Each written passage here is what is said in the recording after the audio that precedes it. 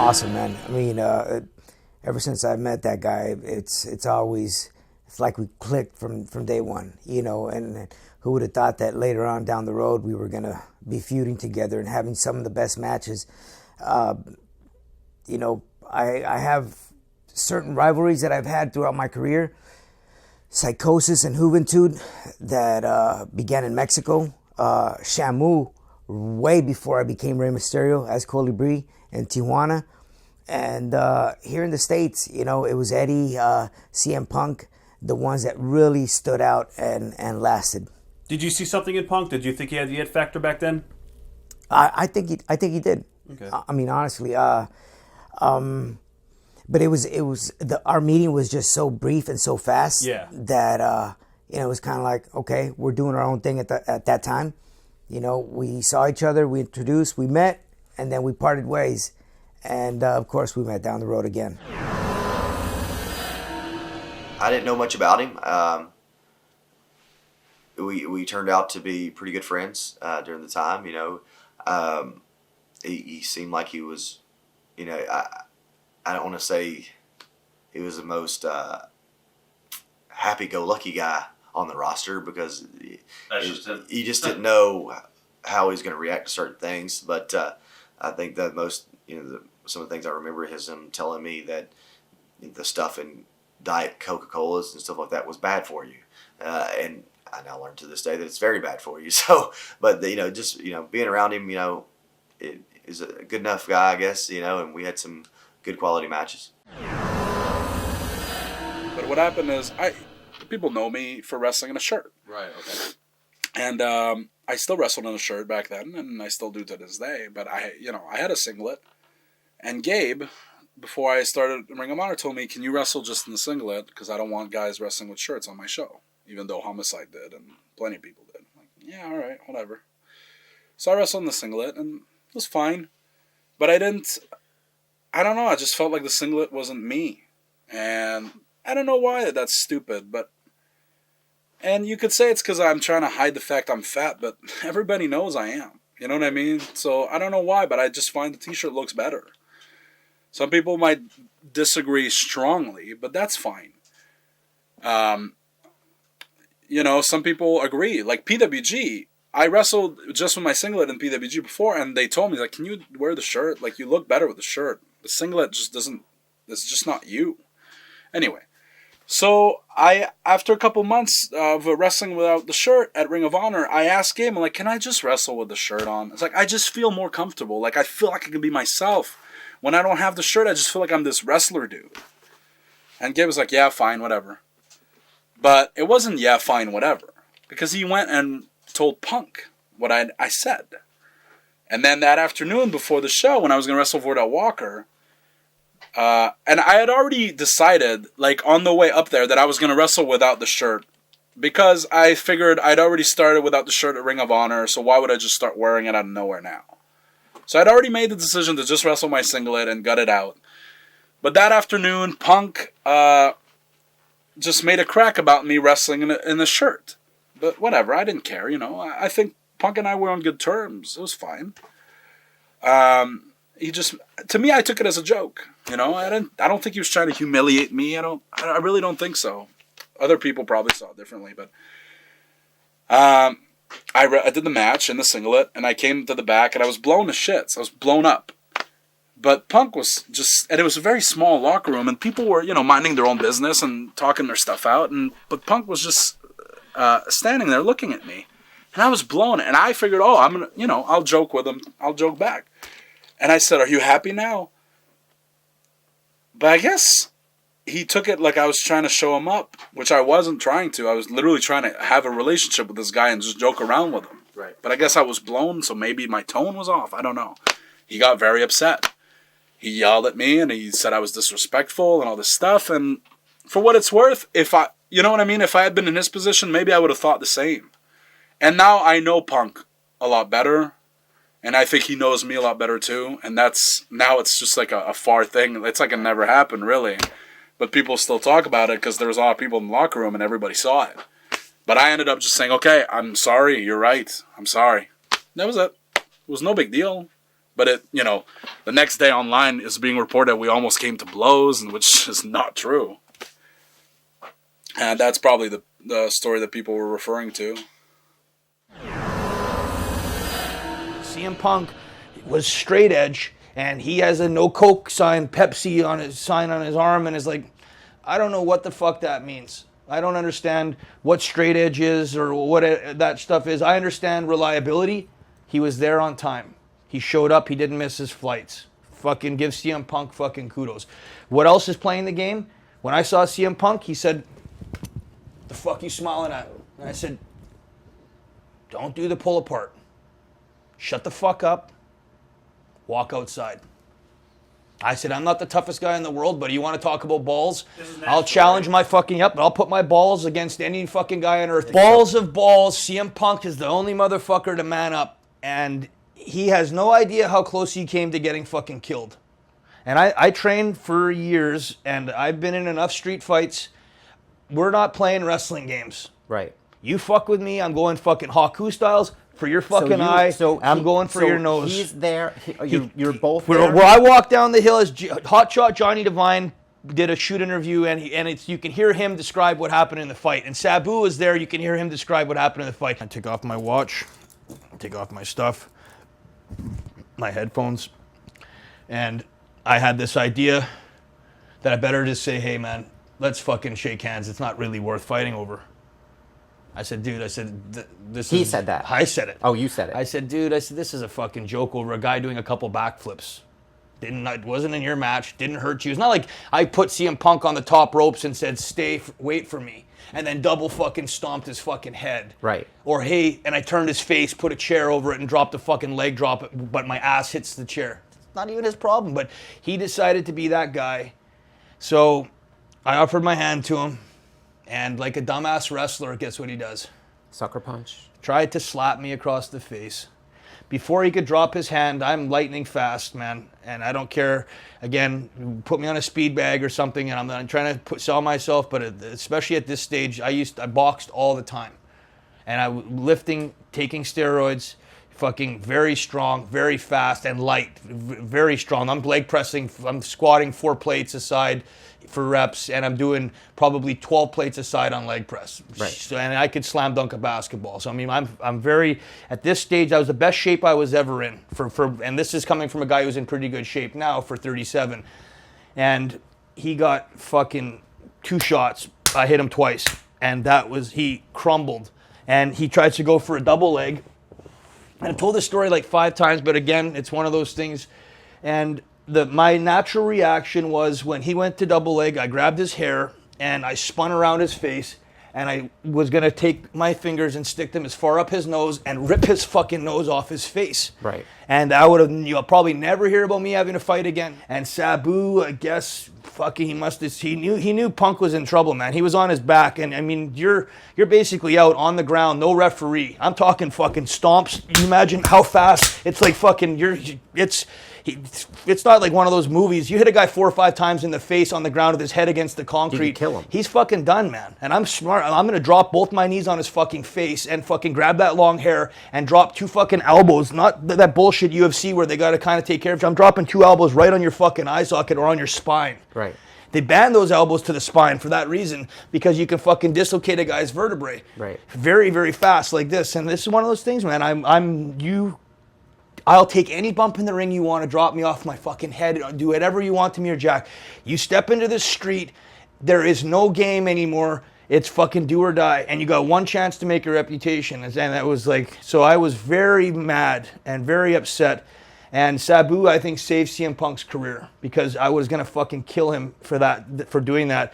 And I don't think you would have ever heard about CM Punk doing the MMA. You would have never heard about him being one of the greatest wrestlers in WWE. And I put him over as one of the greatest entertainers overall playing the game. For the time he had while he was in there, that guy was a fucking king. Right. And I give him this, and this is, you have to hear the whole video. You can't just cut a part of it out and make it sound like I hate CM Punk. I don't. No. He's a fucking stud. The guy turned out to be a fucking stud. Had a lot more charisma than I originally thought he did. Took a fucking weird little angle and niche and built it into a fucking mega superstar that became a millionaire in wrestling. And give him all the props in the world for being the first guy to have the balls to step outside and fucking challenge me to a fight. And fucking after that, he was in a room with me by myself, and I remember thinking, I'm gonna fucking knock him out again. He's fucking brutin', you know. And we're standing right beside each other, and the Harris brothers are basically lecturing us about fighting at a show. Where were you? And we're just sitting there, and this is in the TNA building now. Oh, TNA. Same night, right after the fight's over, they pulled us aside and made us stand there. And I remember sitting there with him, going, I'm gonna fucking, because I knew he wasn't shit, so I really wanted to get him again. And I'm just like, I don't really want to be in TNA anyway. What if I just fucking sucker punch him right now and I just take him down and fucking grab that hair and fucking start to beat the fuck out of him again and get it over with this time? And I was like, man, and I remember just looking at him and I was like, and we're right, it's awkward. Imagine you and me after we fought, just sitting there, just waiting, and there's no one really around the hair, and we're waiting for the Harris brothers to come up. And he's fucking crying. He's got tears in his eyes, and he's got a little shiner. And they end up firing CM Punk because they asked who threw the first punch, who started it, and they said CM Punk did. He punched Teddy first, and they said, "Oh well, he's gone." Jeff Jarrett offered me a contract. Were you shocked? I mean, that's the first time. I didn't take the contract. Something actually goes your way. This is the first time, and again in retrospect, for not having a job now and the way my life went and things. Maybe I should have taken that job in TNA when I had offered to me at that time. It would have been a lot of great matches with AJ Styles. Would have been matches with Kurt Angle.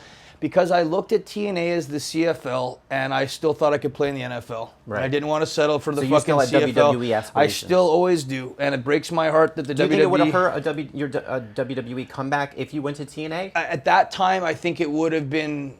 I would have got miles on my car that I wouldn't have got to be. I mean, in retrospect, I ended up wasting those fucking miles on Jersey All Pro and fucking Mexico.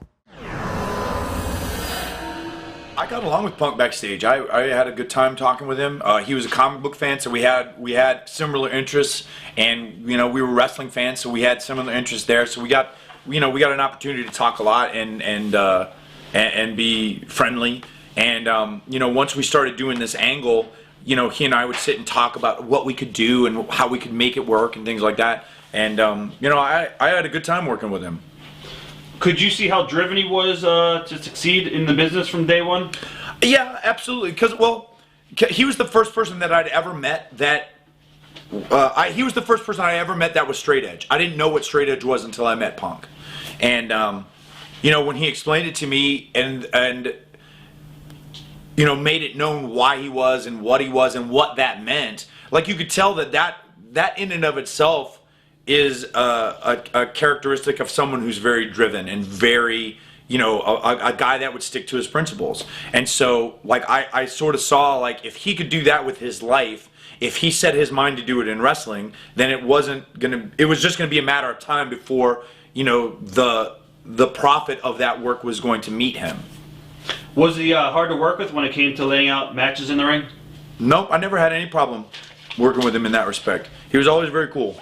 In the summer of 2005, you were announced to return to ROH and do a surprise return for the angle where Punk wins the ROH title, turns heel, and then bolts out the front door. Memories of that angle and Gabe trying to sell it as a shoot? I thought it was cool, man. I wanted to do it differently. Like, I had a different idea than what Gabe presented, and in the end, we went with Gabe's presentation of it. But what was your idea? Well, my idea was to play like my music and get that pop and get the pop of me coming to the ring, and having that presentation.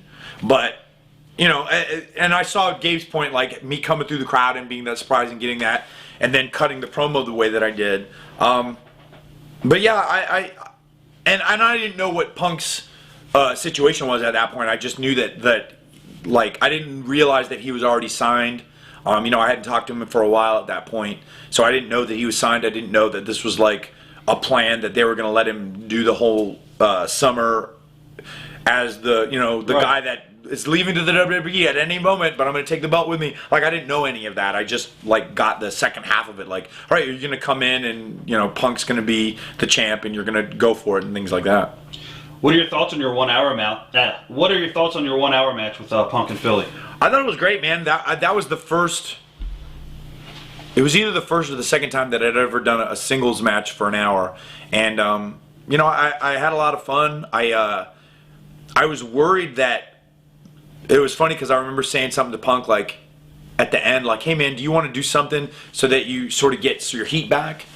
And he was like, "I'm not worried about my heat, man. I'll get my heat." And the point being that I figured like at the end of 60 minutes, everybody was going to be like, "Oh, what a fine wrestling match that was." Right. You know, and it was tough too because like we were trying to pace for a 60-minute match.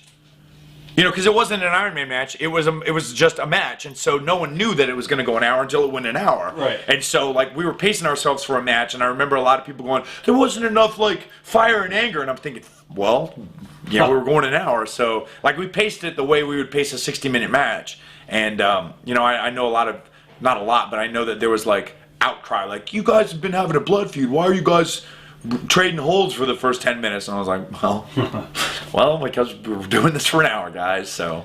What are your thoughts on the entire CM Punk situation right now? Do you think he's retired for good? Do you think he'll ever go back to Ring of Honor? Or do you think he's just sitting out and eventually, because, you know, for the love of the business, he'll be back in WWE?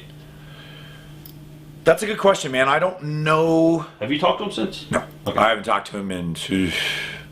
Actually, the last time I talked to him was the night he dropped the belt. That was the last time we've spoken. I don't know. I think he loves the business. And having said that, that makes me think that he may want to come back to Ring of Honor. Because he certainly doesn't need to go back for the money. He'll never need another dollar of Vince McMahon's money if he doesn't want it. Right.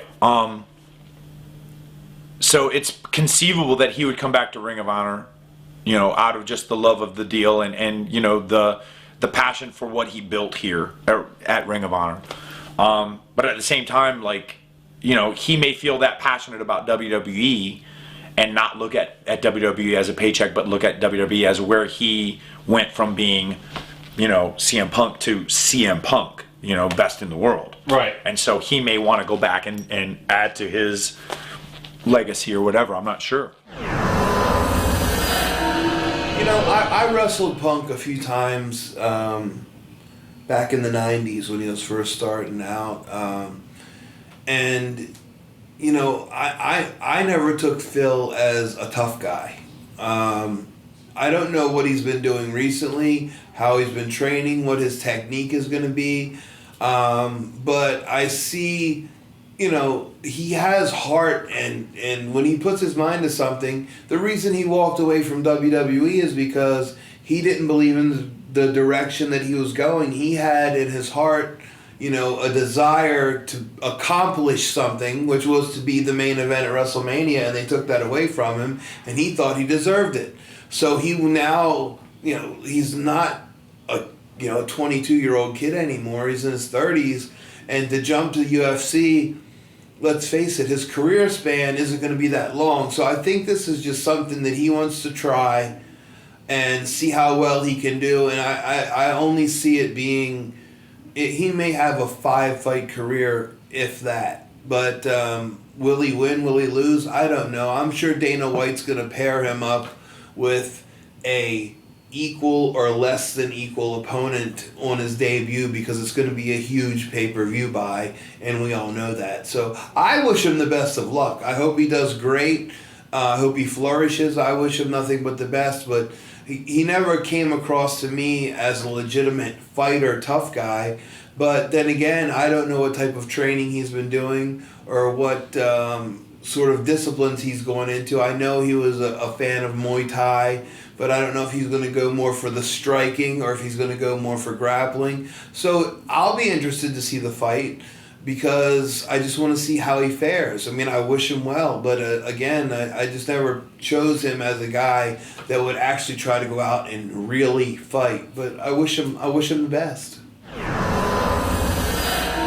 CM Punk. You know, it's funny. I always say this, but it's true. He thought he was the best in the business, and he wasn't, but he ended up becoming exactly what he thought he was. Right. Yeah, it's amazing. He really became unbelievable. What about his transition to UFC? Did you see that coming? I mean, once he did it, I was proud of him. You know, not that who am I to be proud of him, but I mean, you know, I was proud for him that he was willing to, you know, do what he wanted to be happy. Right. You know, I was happy for him. You know, that look, if this is going to make you happy, if you're not happy and you need to do something else, then do it. You know.